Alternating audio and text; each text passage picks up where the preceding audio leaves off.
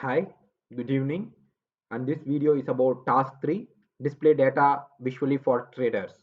So objective of this task is to display a graph. It's gonna track the ratio between two stocks over time.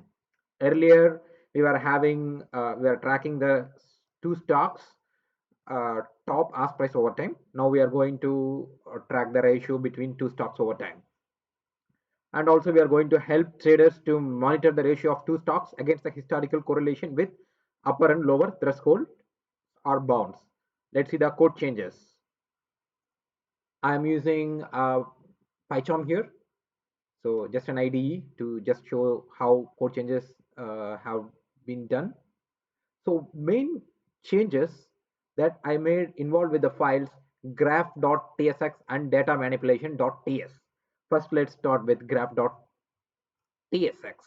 So this file will be responsible for the process involving how the component of our app will be rendered and react to the state changes that occur within the app.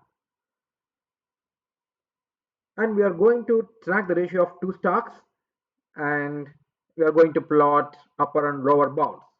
So first change that I have made is in the file component did mount. It's the lifecycle method of React component. So I am changing first thing in schema object. So the table view configuration of the graph is done here. Um, the schema structure is changed as we have no requirement to distinguish the stocks, and just we want to track the ratios. So just I have removed the earlier content like stock top ask price or top bid price, and I have updated with the new schema structure. And next, here I have made a few changes with these attributes. So earlier just I have removed this element.set attribute column pivots of stock, and rest of the things are there. I have removed this column pivots as we are concerned only about the ratios and not their separate prices. This is no longer necessary, so just I have removed this column pivots. So rest of the things are here. For example, y line, this is the kind of graph we want to visualize, and row pivots are required because it's responsible for this x-axis.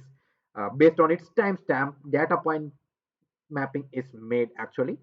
And these columns, this is also required because it helps us to focus only on the particular parts of data points data along the y-axis. So without this, a lot of noise will be visible there. Here we are focusing only on these four items: ratios, lower bound, upper bound, trigger alert, which is required things.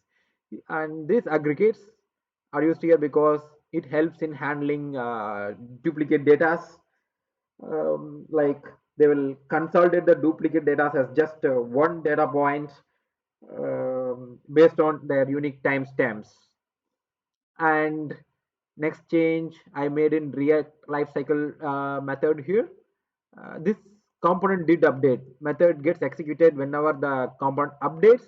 So what change I made here? Yeah, just I have kept this data inside this array. Why I made this change? It's because this change is related to my changes here, because here this the particular function in this data manipulator, um, if you see, like, here instead of this row is, earlier it was returning an array. Now I am returning only single object. So based on this change I have made this change. Okay, next we see this file data manipulation manipulator.ts. So this file will be responsible for processing the raw stock data we have received from the server before it throws it back to the graph components table to render. So first thing I have made change here is in this interface row to match with the new schema. So if you have seen the changes earlier, it was like this. So I have updated the schema, and my next changes were will be visible here in this class, data manipulator class, particularly with this function. Like the main role of this function is, like, get raw server data, process it, and this will be sent and it will be rendered by the graph components table. So here computations has been made For example, this server response arrays first index will contain this price ABC, and index 1 will contain the data related to price DEF. So after getting that, I'm just getting the ratios just for testing purpose. Just I have some two test values here as upper bound and lower bound. So whenever this ratio crosses upper bound or lower bound, the trigger alert will be made, and based on this conditional statement here. So simple, that's it. You can see my output here.